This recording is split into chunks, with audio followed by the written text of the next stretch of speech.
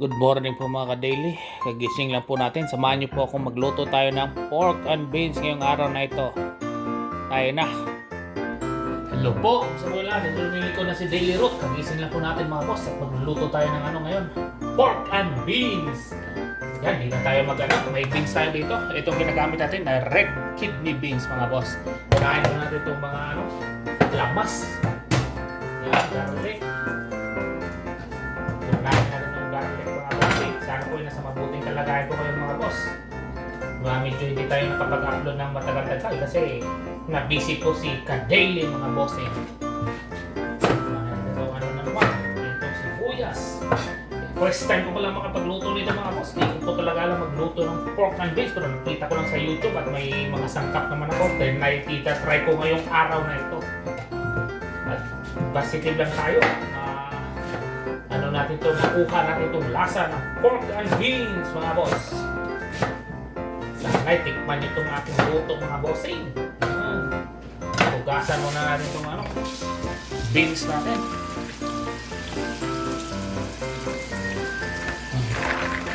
Yan, inan ko na. Binabat ko yan overnight mga bossing. Kaya medyo malaki siya ngayon.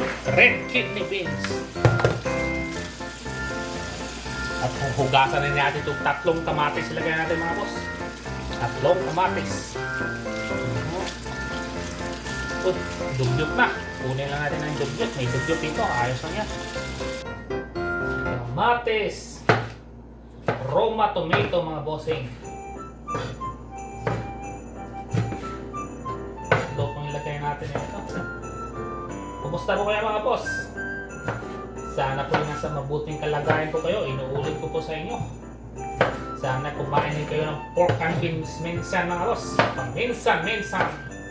Paminsan lang.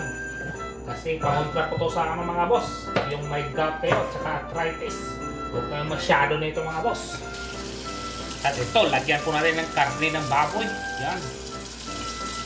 Ito lang po ilagay natin. Medyo marami din to. Hugasan lang natin ng mabuti. Kuskus, sige. Hihiwain lang po natin ng maliliit mga boss. Kahit hindi gaanong kaliliit, pero at least yung tatamtaman lang. Sige. Sarap nito. Masarap talaga ito mga boss. Isang magandang napakandang araw naman dito sa Las Vegas, Nevada ngayon. Ang sarap ng tulog ko grabe mga boss. Medyo may buto na to. Ngayon lang natin yan. Isali pa rin natin yan.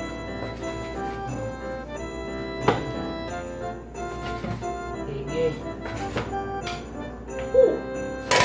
Luto na tayo. Ayan mga bossing. Lulutuin na natin ng pork and beans. Ayan, mainit itong mantika na rin. Lagyan natin itong bawang.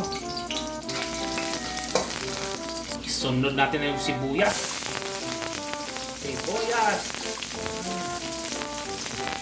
Sarap yan ang babango. Kain lang po natin mga golden brown. Sunod na po natin kamatis. Antayin po natin matugyot mga boss. Medium heat lang po. Medium heat. Ayan mga boss. Kailangan mo ganyan yung itsura ng kamatis nyo at saka yung ilagay yung garni. Hindi po talaga marunong magluto mga boss. Kita ko lang ito sa YouTube kaya ginaya ko lang. May sangkap naman ako dito sa bahay. Yan. Lagyan po natin ng patis mga bossing. Pwede daw yung pork cubes ilagay nyo. Pero itong patis kasi wala tayong pork cubes mga bossing. Saka lagyan po natin ng durog na paminta. Yan. Halo-haloin lang po natin mga boss. At ayan mga bossing, pwede na po natin ilagay itong tomato paste. Yan. Lagyan po natin ng tomato paste mga boss. First time po magluto nito. Wala talagang alam sa pagluluto mga boss. Pero try nating matuto mga bossing. Yan. Anuhin lang natin. I-mix lang natin lahat. Nagaya ko lang yun sa YouTube mga boss. Mix lang. Sige. Ayan, ilagay na natin itong beans. Marami pala to. Kutaw lang, kutaw. Sige. Dami pala nito. Kutaw lang, sige. Palakasan po natin itong apoy. Lalagyan na po natin ng sabaw mga boss. Yan. Kailangan po nakalubog.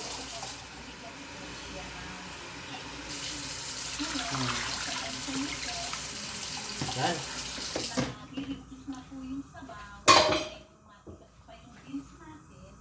At ayan, takpan muna natin. Hantayin natin lumambot yung ating beans mga boss. Hantayin lang po natin 15 minutes mga bro. Tignan natin. Yan, kumukulo na. Tingnan natin mga boss, mag-isang oras na. Lambot na ba to? Naku, ang tigas pa tong beans natin mga boss. Ang tagal pala palambutin ng red kidney beans. Ay, naku. Mga boss, dinagdagan ko po ng tubig tong red kidney beans natin. Napakatigas. Super senior citizen na po mga boss. Ay yung beans natin. Yan. At ayan po mga bossing, dagdagan lang po natin ng tubig. Grabe, 1 oras at kalahati kung pinalambot yung beans natin mga boss. Hantayin lang po natin kumulo at ilagay natin yung tomato sauce natin mga boss. At ayan, ilagay natin yung ating tomato sauce. Ayan. 2 kanyan mga boss. Lagyan na natin yung natirang paminta natin. Sa totoo lang boss, first time ko talaga magluto nito. Parang napakasarap naman tignan talaga. Lagyan po natin ng asin. Yan, kunti lang, depende sa panglasa nyo mga boss. Lagyan po natin ng bitsin. Kunti lang. At saka lagyan po natin ng asukal mga boss para medyo matamis-tamis. Depende po yung sa iyong panglasa mga boss. Ginagamit ko brown sugar. Lagyan natin ng 2 kutsara. Tingnan natin. At haluin lang po natin ng mabuti. Hantayin lang po natin lumapo itong ating pork and beans mga bossing. Ayan, kumulo na. Tikman natin yung sabaw.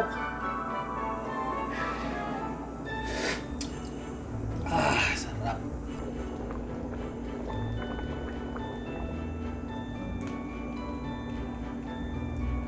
At sa wakas mga bossing, naluto na tong ating pork and beans. Mga 7 piraso pong beans kung tintikman mga boss kasi ang tagal talagang palambutin. Ihain na natin to. Pwede na to. Transfer natin sa lalagyan. Dito po natin ilagay. Yan. Napakasarap na pork and beans. Yan mga boss. Nagtatakam na ba kayo mga boss? Try nyo tong luto ko mga boss. Napakasarap. Pero ginaya ko lang to sa YouTube mga boss. Napakasarap. Ayan. Ito lang kung kakainin natin ngayon. Transfer ko sa yung kawali na yung parang transfer ko doon sa yung nilalagyan kong anong tawag nito? Hindi ko alam. Ayan. Pork and beans. At ayan mga boss, dito lang po magtatapos yung vlog ni Daily Root. Sana po ay nagustuhan nyo itong video na to. Sana po ay mag-subscribe kayo sa aking munting channel mga bossing. Napakasarap na luto ni Daily Root. Ingat po kayo mga boss at God bless po sa inyong lahat. Ingat po, malapit na po Pasko. Ingat po kayong lahat at undas.